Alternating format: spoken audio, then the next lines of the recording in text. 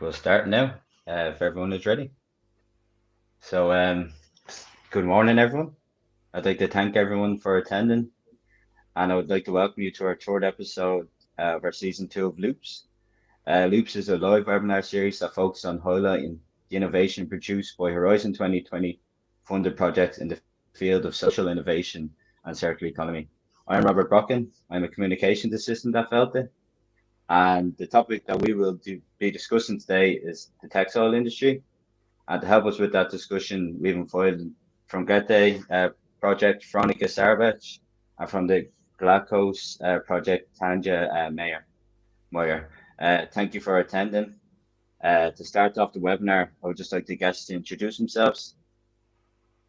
If anyone would like to go first, maybe Veronica. Yeah, hello, Robert. Thank you. As you said, I'm Veronica Sarbach. I'm working for Material, which is a consultancy firm on innovative and sustainable materials. And today I'm here to present you the GRETE project, which we are the communication managers. Hi, and my name is Tanja Meyer.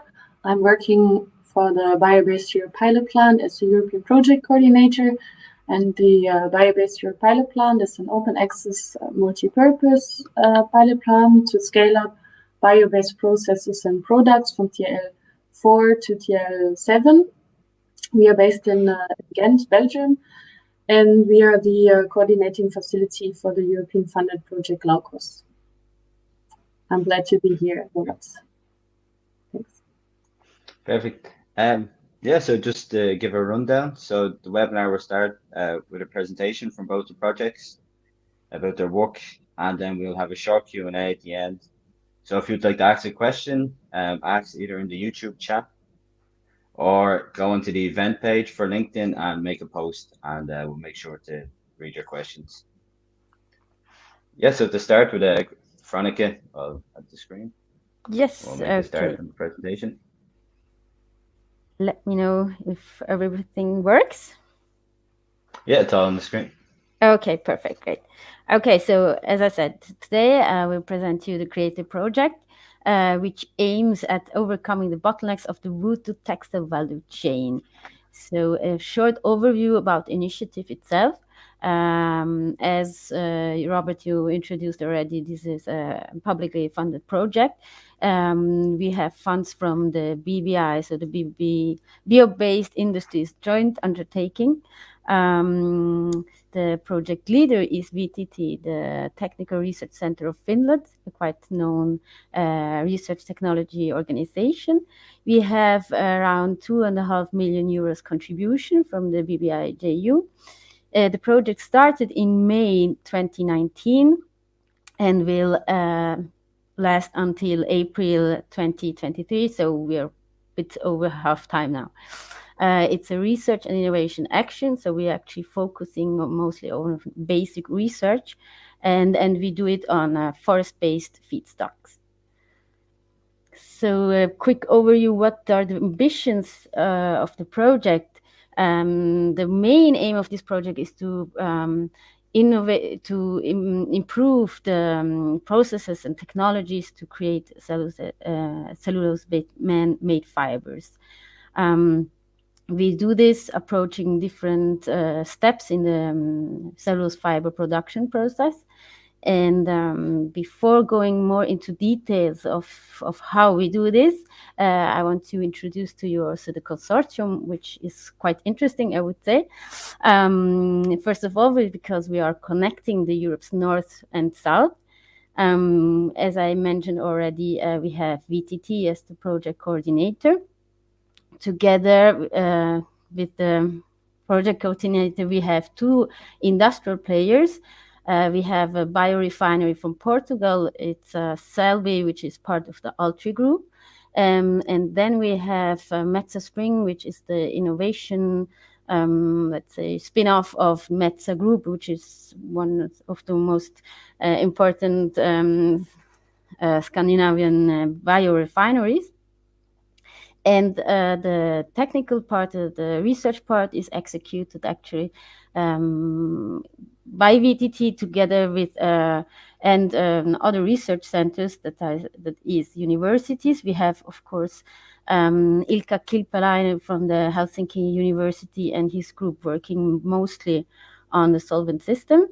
We have Ro Coutinho from the University of Aveiro working on recovery processes and fiber analysis. And then we have Antje Potast's group from Boku University in Vienna, executing all the analytical part in the project itself.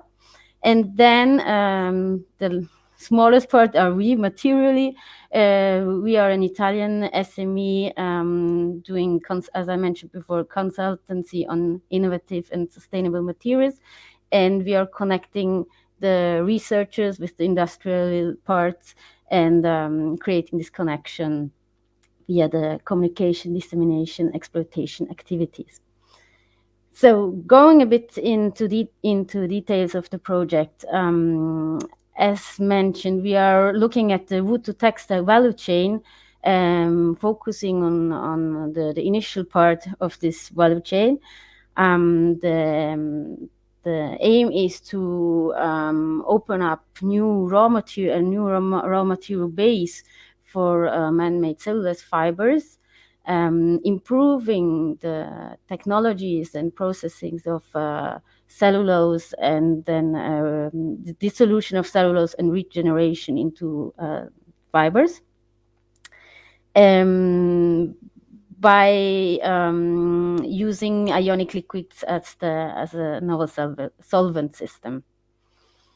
So regarding sustainability, why are we looking into these different solutions?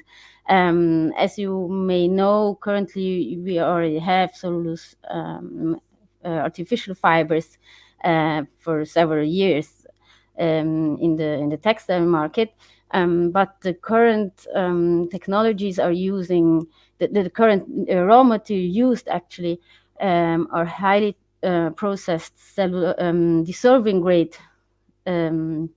cellulose raw material, which are quite costly and as I said, highly transformed. So there is the need to find a more resource efficient material base. Then the currently chemicals and processes technologies used to dissolve and transform and regenerate artificial fibers from cellulose are currently using some quite critical solvents. So the main aim is here to develop and implement less impacting solvent system, and we're doing this with ionic liquids. And the last point where we are working on is to create fibers that actually are have the same properties as the currently commercially available fibers. So we are talking about viscose, lyocell, modal, just to name a few. We are providing the same quality of fibers, but with enabling less impacting transformation processes, and especially aiming at reducing the water used mostly for the finishing treatments and dyeing process afterwards. A quick overview about the project itself, how it's organized. So we have 3 R&D work packages focusing on the development of the novel ionic liquids, of the modification of the wood pulps, and then the dissolution of the cellulose and the spinning and regeneration of the fibers. We have also work packages that is analyzing the let's say the more economical aspects of the whole concept, and then for sure we have also the work package dedicated at exploitation, dissemination, and communication, which is the transversal one, like as management. the outcomes of the project, of course, we will be able to reduce significantly the carbon footprint of the finished textile garment produced with the GRETE fibers, and also decrease the use of water and chemical needs to transform the fibers. We are aiming thus at creating a more sustainable, competitive bio-based industry for Europe. The improving technological performance will contribute also to reduce the capital and operating cost of the biorefineries. And working on cellulose man-made fibers will also have an impact of allowing to reduce the use of cotton for, let's say, natural fibers. On a more local level, improving the possibilities for biorefineries will also contribute to create new jobs. Forest-based industries currently are already present in Europe, so improving the possibilities and also the market outreach for them will have an impact on the European industry. And another thing to mention is that forest-based raw materials are free from herbicides and insecticides. Regarding contribution to the EU policy, which Welta is probably most interested in, is that we are contributing to growth and reindustrialization in Europe. We are also contributing to strengthen the links between science and research and policymakers. For sure, we are contributing to broaden and strengthen the bio-based industries in Europe, opening up some new markets. And for sure, there is also contribution to the European Bioeconomy 2030 strategy. Currently, as I said, the project started in late spring 2019. So we are now a bit over half time of the project execution. What we have done until now is that there have been the successful pulp modifications of the paper grade kraft pulp.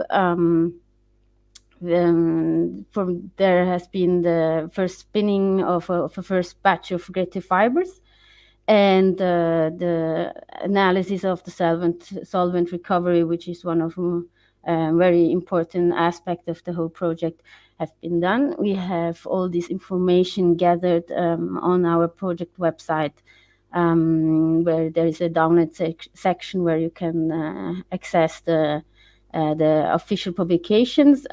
Here in particular, we have 3 theses that have been published regarding this aspect. We have a lot of content points to get more information about the project. Of course, we have the project website. We have also several social media channels where you can get some more insights into the activities and have some see some pictures. And of course, we are here to present you the project also more in detail if you have some specific questions. I hope I was not too quick. And I would pass now the floor to Tanja. Oh yeah, thank you for that. Very exciting stuff going over in GRETE. Just to remind anyone who is a latecomer, if you'd like to ask a question, put it into the YouTube chat or on our LinkedIn event page, and I'll make sure your question is answered. So yeah, Tanja, if you would like to. Yes, thank you, Robert. Thanks, Veronica. Nice presentation. So today I'm presenting the Glaukos project, the circular solution for the textile industry. So if you have a look at the following slides, here it is, then I would like to create the background. So what is your feeling if you look at this picture? There are plastics and microplastics in the dark. They are invisible. They are the invisible side of the fishing and the clothing industry, but they are contributing largely to the ocean pollution. So this is actually one of the biggest challenges in our society to address these days. So in this picture, actually, the human presence is only noticeable by the means of its shadows. So that is actually also the only thing marine creatures can usually see of us. You know? And the European project Glaukos responds to the sustainability challenges of the ocean's protection by developing eco-designs and biodegradable biopolymers related to fishing gear and clothing. So we will really try to reduce the impact of plastic pollution in the marine environment. So Glaukos Glaukos is an international funded project by the European Commission and the bio-based industry joint undertaking that will invest 4.1 million euro in a 4-year project. It has started in June last year, and it's coordinated by Bio-Based Europe Pilot Plan. So Glaukos as a project name, what does that actually mean? Maybe a trivia question for you. What is Glaukos? So Glaukos is actually the Greek sea god of the fishermen, and he was commonly believed to protect the ocean. And this is also exactly the same ambition of this project. So we are developing innovative alternatives for textiles to reduce the carbon and plastic footprint. And Glaukos does this by envisaging 2 application areas, the clothing and the fishing gear industry. So, of course, nobody can do that alone, also not in European funded projects. We have 14 project partners, so including industry partners from the clothing and fishing gear industry, as well as producers for the fiber production itself.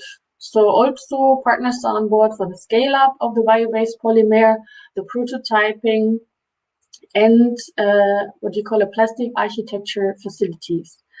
There are research facilities on board and a partner for life cycle assessment, and also 2 stakeholder associations for the fishing gear and the clothing industry.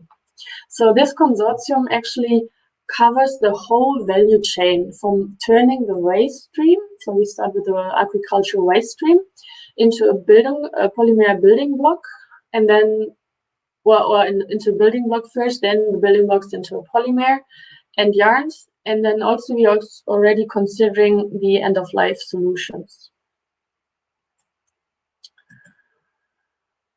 So let me start with the Glaukos aim also from a non-technical point of view. So in terms of social-economic relations, we as a Glaukos project would really like to engage with a lot of stakeholders across the whole functional textile industry. So one aim of Glaukos is to really match the technical performance of the material to the end user requirements. And how are we going to do that? So first, by setting up what we call stakeholder labs. That means to facilitate the interaction between partners and relevant stakeholders in relation to this end user requirements and policy. By secondly, to communicate with the broader public, as well as specific thematic communities that we want to approach. And then thirdly, to also enhance the full framework for sustainable innovation in the textile industry. And last but not least, of course, to transfer this knowledge from the stakeholder labs outcomes into actionable knowledge, to inform back the different stakeholders about the activities within the Glaukos project. So stakeholders are very broad, from the scientific research community about policy and decision makers, the business community, of course. We have a couple of end users on board. Also later on with the investors, but also with standardization and certification bodies, but also influencers, broadcasters, journalists, for example. it's very quite broad. There was actually last year a first interactive workshop held online, but 70 participants were present. And in kind of a brainstorm exercise, we already identified the 6 main challenges that I would like now to share with you. So there, for example, on the biomass end or starting point, the feedstock related challenges. So what are actually the requirements on the substrate for a building block production? What is the relevance of bio-based versus oil-based? What is the green bonus? And then there are a lot of technical and scientific challenges for the polymer development and the scale-up actually of the building block. So what can we put the needle in? What are the reports? What are the problems to report that we encounter in maybe previous similar exercises or prototyping actions? Then, as the third challenge, what are the utility performance challenges? So what exactly is the required property? For example, performance versus biodegradation. These two things normally don't go well together. On the certification and standards point of view, which standards actually comply in the different research activities, which have been or should be touched by Glaukos, and where can we have some influence? What is, for example, the legislation of the biodegradability of fibers over a year, but for example, less than 5 years? So we also involve standardization bodies such as SEN in the project. And then, of course, the last one is the eco-design and the end-of-life challenges, the life cycle assessment. So what are the requirements for this kind of solution? Again, what's about to reconcile performance and end-of-life for what are the options for this type of textile? And how can we measure sustainability and circularity? And then, of course, always the question for our SMEs, how to bring that to the market and how to communicate and address these hot questions. So Glaukos would really like to facilitate the exchange of good practices and advice on effective communication to really exploit the Glaukos results. Also from a technical point of view, the aim is to, as I said before, developing bio-based textile fibers and coatings that are adapted to the needs of the 21st century. So we want to mitigate the microplastic pollution by increasing the biodegradation rate of the materials compared to conventional ones. By enhancing material sustainability performance, such as the technical performance and durability. So we can make sure that there's an effective and also long-term use of the textile product. And of course, to boost the bio-recycling potential that is developed by compatible recycling biocatalysts. So from a technical point of view, maybe this graph to the right will explain it in one site. So in a nutshell, really, Glaukos considers the different types of biomass, of waste biomass, then uses the technology of fermentation to produce the polymer building block. And these building blocks will be developed and further manufactured to fiber and yarns, and then these will be manufactured into the clothing and the fishing gear. So in the end, we really would like to have a prototype. Also in parallel, then there's research that has already started on the biodegradation on the plastic and microplastic and natural marine environments, and also on the biorecycling with the biocatalysts. So then I have a quick slides from the coordinator's point of view what we do in the Glaukos project. So we are responsible for the fermentation and the scale up of the bio-based building block that comes from the waste stream, from the waste biomass. We also develop in parallel a purification methodology of the building block. And in the end, this process should be scaled up to TL level 5, so a scale up unto 1,500 liters we have in mind. So I would like to thank you, my team, at this point already, because we are on a very good way towards it. So this is again an overview, a little more elaborated in this graphic than I showed you before. And I would like to take the chance to say what has been achieved so far in this project. So if you have a look on the left side, then as I said before, the biodegradation started in the marine environment. The project partners with the external stakeholders agreed on the standardized methods for biodegradability and ecotoxicity.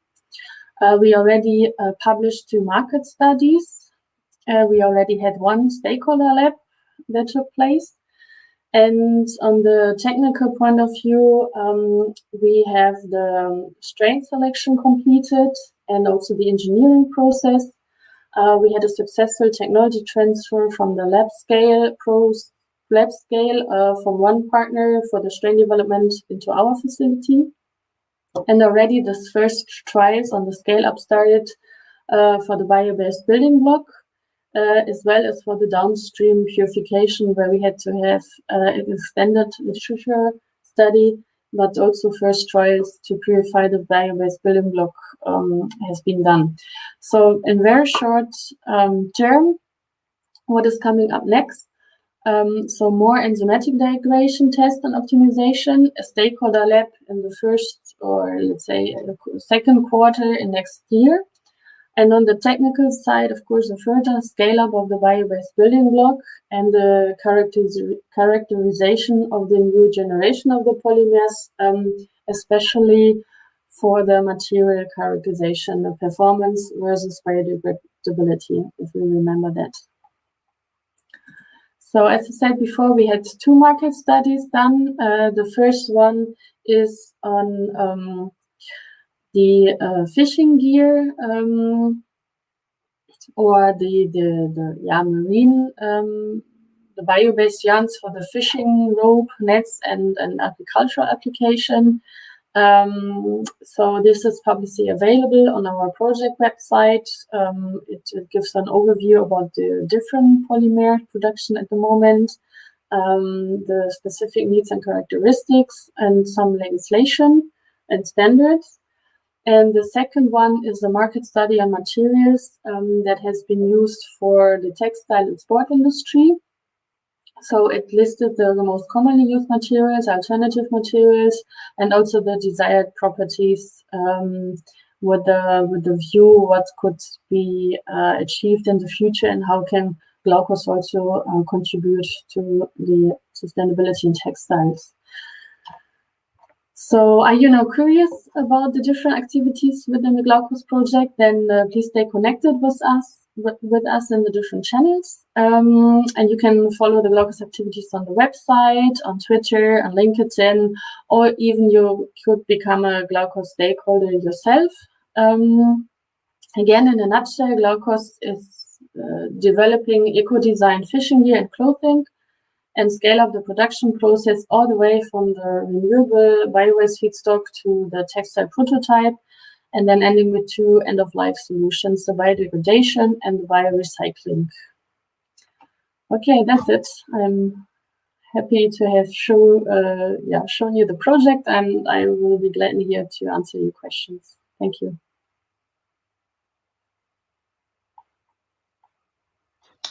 Yeah, thank you for that. Thanks both of you for your very insightful presentations. It's very exciting to see the innovative work that is being done across Europe. Yeah, just to start off the Q&A, again, if you have a question, please put it in the YouTube chat or on the LinkedIn page, and we'll definitely get it answered. For me, on my behalf, I'll have questions for both the projects, for both you to answer, like individually, and then maybe some questions that, like, you can both have an insight in. So just to start off the Q&A, we like to ask a question. So as you both just watch each other's presentations and your projects, they have their differences. Do you have any question for each other? Any curiosity on what like each other's projects?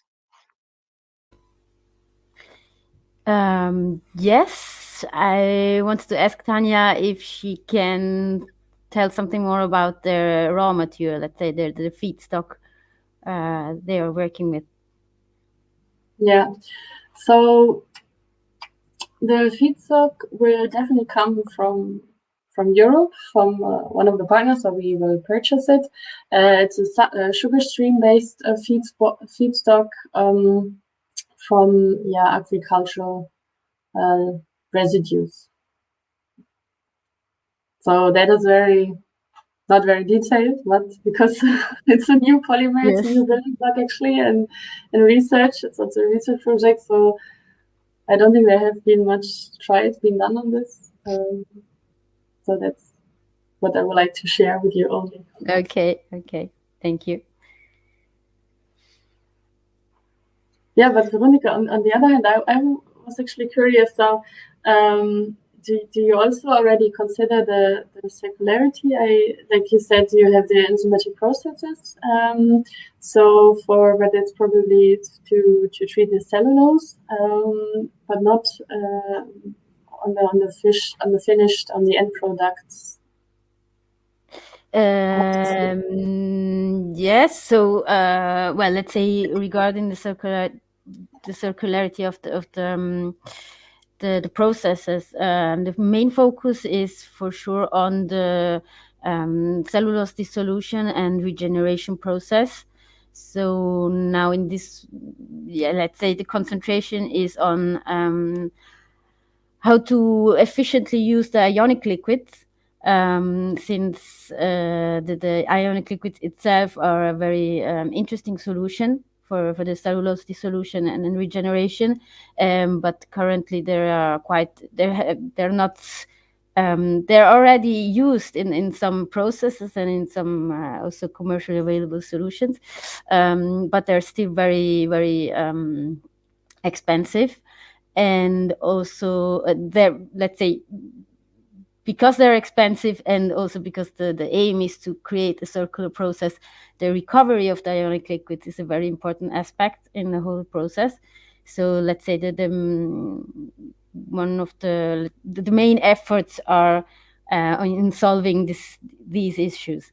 Regarding the enzymatic modifications, they are primarily addressing the pulp modification, so modifying the paper grade pulp in order to make it suitable for the following transformation processes.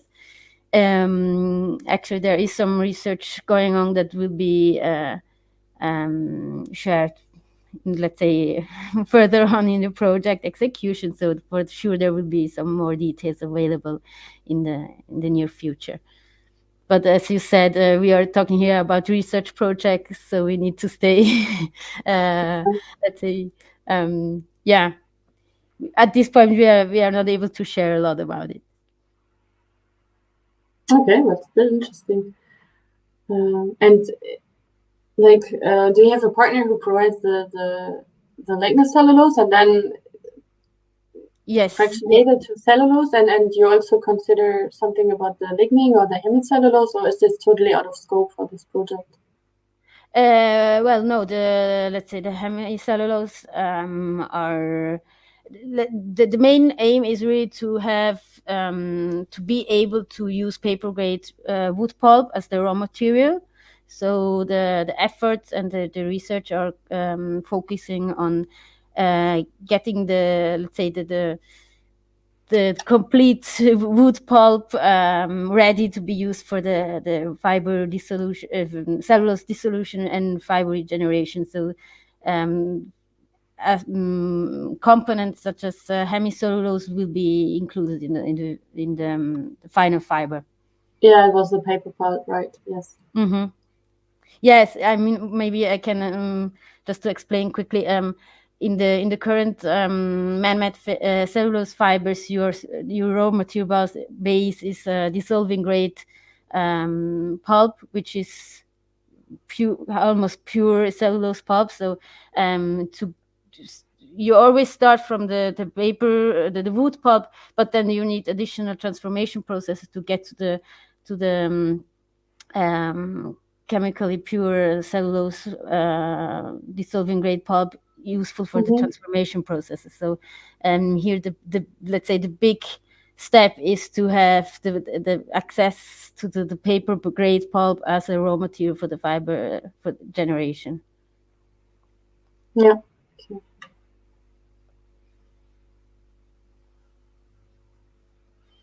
And this is also, let's say, the interest of the industrial partners involved in this project to, let's say, have an additional outcome or the additional market potential for the activities. And yeah, going back to your previous question, we have two biorefineries in the project, which are actually the wood pulp providers. So we have both. We have the Portuguese hardwoods, so providing eucalyptus wood, and also the Nordic softwood provider. Yeah. Yeah, perfect. So WTT is in a good position. Sorry?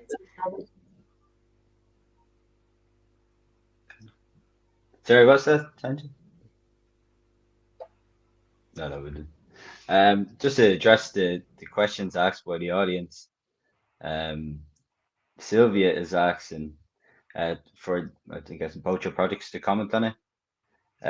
We need to reduce the production and consumption of textiles to be closer to the needs than wants. Do you just have a comment on that? We need to reduce the what? Sorry. We need to reduce the production and consumption of textiles to be closer to the needs than wants. I think I can show it on the screen. There we go.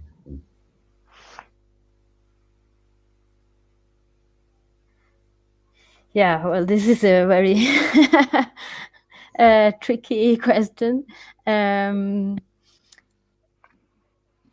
I mean, the whole textile industry and the fashion industry is now addressing the issues on, let's say, more on a larger scale.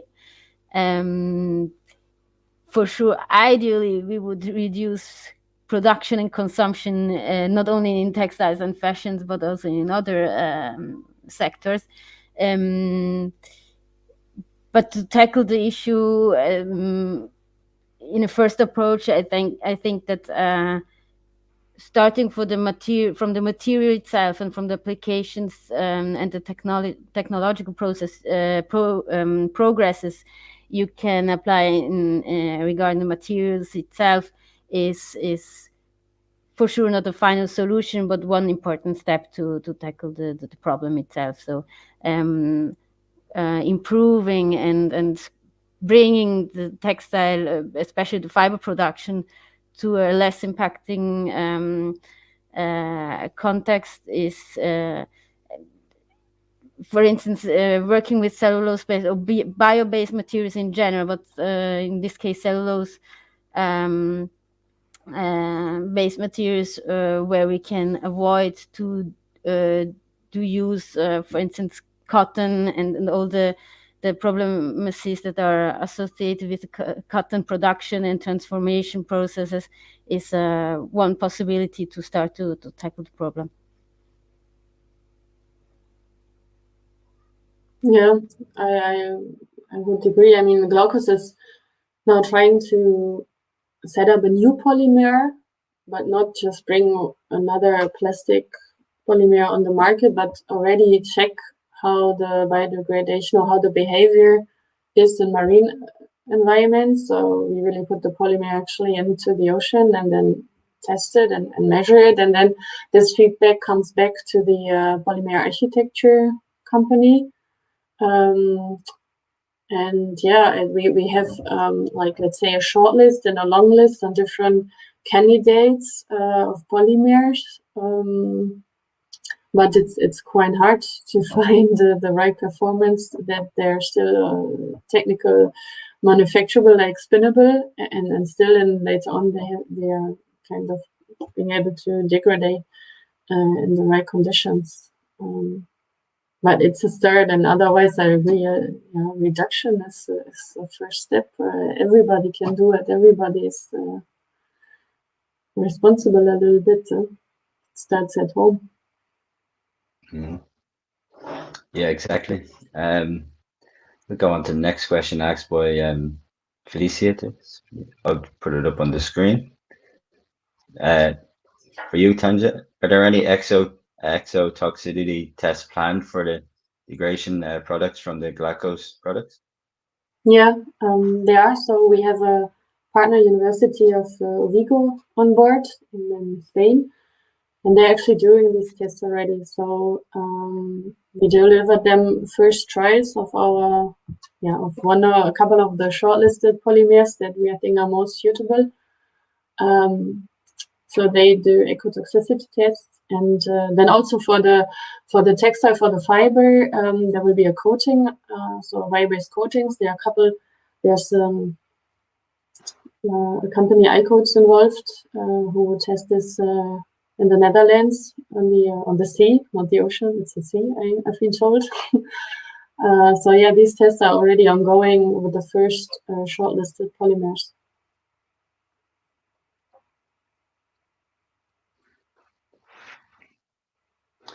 Yeah, perfect. I just have a question for Tanja as well.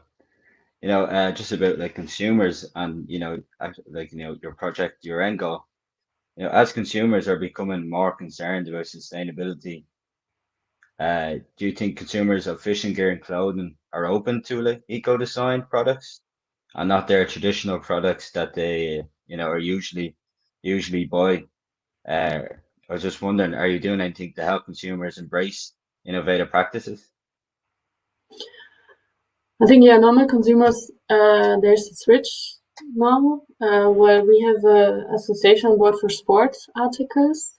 So we are targeting a little group, a little sector on this one. So it's for sport articles, and they have a lot of brand owners on board as the members, and there is demand also from these brand owners, because they're want to sell their products to their customers in the end. For fishing gear, that's price depending, I guess. So it's price depending, and no fisherman really want to have his fishing gear dissolved after 5 years in the ocean. So yeah, it's a tricky one, but that's the challenge, and that's why it's a research project, and we will all do our best to contribute. Yeah, definitely. It'd be very interesting to see. Right, I'll go back for let's go back on, like just for on the circular solution part for like boat projects. As we see, like the demand for clothing is increasing, and fast fashion is still on the rise. Do you think like circular solutions in the textile industry will be able to keep up this demand? Meaning, can circular solutions address the problem with people's attitudes towards fast fashion? I'm just basically, I mean, like, what are your thoughts on the future of the textile industry? Yeah, well, I believe strongly in this, because otherwise I probably would not make this project. So I really hope from a technical point of view and from the material point of view, but also, as I said, to when we involve stakeholders as journalists and influencers, that they will even reach out to a larger community, and that it makes click in everybody's mind. I mean, we don't have to go back to Stone Age only wearing one T-shirt, but yeah, to be more aware of this and what is going on, and also that there are solutions and then there are ways to change it with very conscious buying and consuming behavior.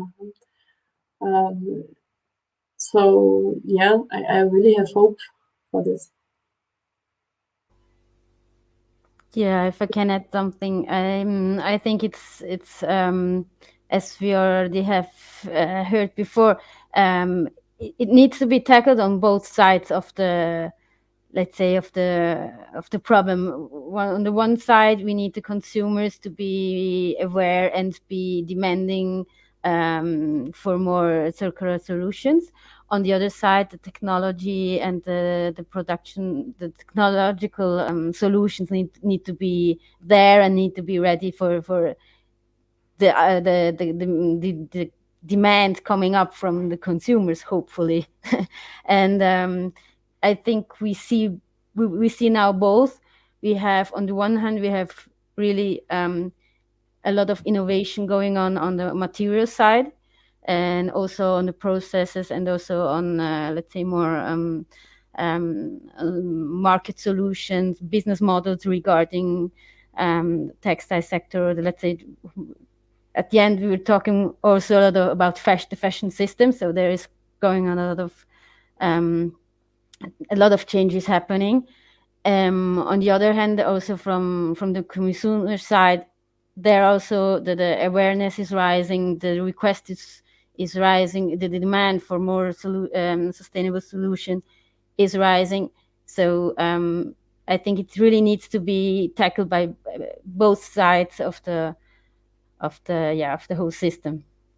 On the other hand, I think also the fashion, let's say the fashion world, is one of the industries and one of the sectors where this kind of topics are addressed more, or taken up more rapidly, as it's something that from, let's say, from the society is much more perceived, or also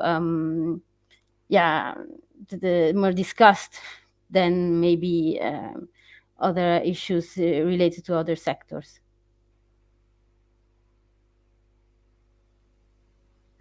Yeah, no, thanks for that. Yeah, it's very true. Just to touch on, I was curious during the presentation for Grete. Like what your project doing is a step forward for like circular fashion, but like with ongoing challenges such as deforestation and biodiversity, how is your like project dealt with sourcing the raw materials you use? I was just curious. Yeah, well, as said, we have 2 biorefineries in the project as a partners. The thing is that we are the materials are the raw materials actually provided by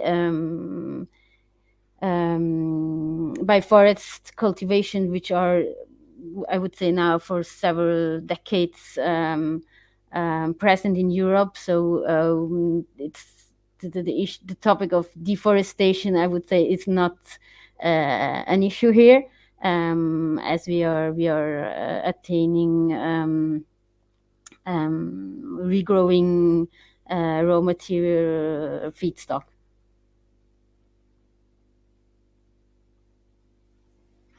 Yeah, thank you. I was just thinking if anyone in the audience has any more questions, they can ask ahead. But if they don't, I'd probably like to wrap up the webinar. I think it's been very insightful and very interesting. And I would like to thank Veronica and Tanja for attending, for showing us your fantastic work and the projects, with the stuff your projects are doing. And I'd like to thank everyone for attending the webinar. And to just inform everyone about our next webinar, that will take place on the 30th of November. And the episode will highlight the issue of water reuse. For that episode, we've invited Horizon 2030 projects Room for Life and Zero Brine. So we'd love to see us all there again. So thank you for attending. Thank you, Robert, for putting us in contact. It was a pleasure. Definitely. Yeah, pleasure for me too. Bye-bye. Bye. Goodbye. Thank you. Bye-bye.